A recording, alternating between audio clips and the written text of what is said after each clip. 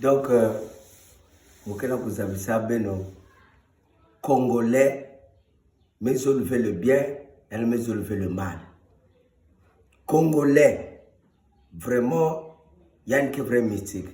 C'est-à-dire, Congolais, si ngeme ban ko kabula yande, donc jour ya kaka, c'est-à-dire faut pas arrêter na ko kabula yande. Donc faut kwenda kabula kaka yande, faut kwenda kabula. Et puis le temps na kwenda kabula yande, yande kana talaki lengi. Mais yande ke dia kana deuxième phase encore. Yande ke mtu yake kwenda kabula, mtu kwenda kabula mbongo yande ke pesa munu, yande ke zo ya office.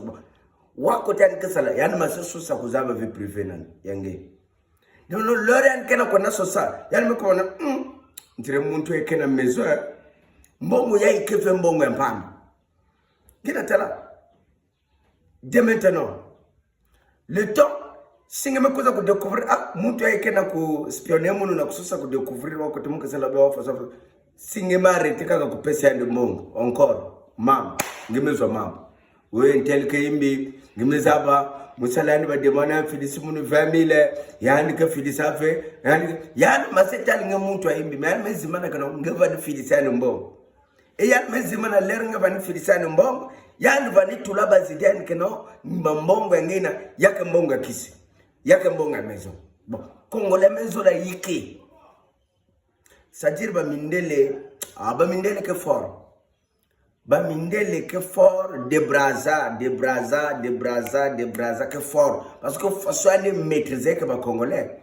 De braza que fort. Et puis, je remercie le président Denis Sassou Nguesso. Il que fort. Il y a que fort, le président Denis Sassou Nguesso, que fort. Parce que faut soit que maîtriser que les Congolais. En fait, il y a que président qui n'a pas destiné que les Congolais. Parce que les Congolais qui ont un vrai tumakasi, un vrai ngolo. Donc il fallait qu'aussi le président Denis Sassou Nguesso au top. Parce qu'il est fort. N'a pas maîtrisé les Congolais. Même dans Zandu, Zandu étage, tellement dans Dolizi. Zandu étage que kuna, bame tungili beno Zandu ya étage. Beno monter dans Zandu na kwa tekisa na Zandu. Bah, on se préfère beaucoup de textes dans le goudron, côté que l'outil camino. Bon, Congolais qui ont façon. Bon, tu veux l'herbe maison de Tibeno, côté na kacha zandu na quoi texte. Oh non, l'herbe te côté na kacha zandu na quoi texte, ça va cliquer au quiz. Oh non, il y a une maison levée, il y a une oualou à me basika au paix. Il y a une oualou à me basika au que bête côté na zandu, bête monter na étage. Donc c'est mieux yani tekisa na balabala na goudron que yani kota na kata zando inzo etage batungila ba zando sina courant. Donc c'est dire mentalité ya ba Congolais, comportement ya ba Congolais vraiment c'est regrettable. Vraiment c'est regrettable. Matonde.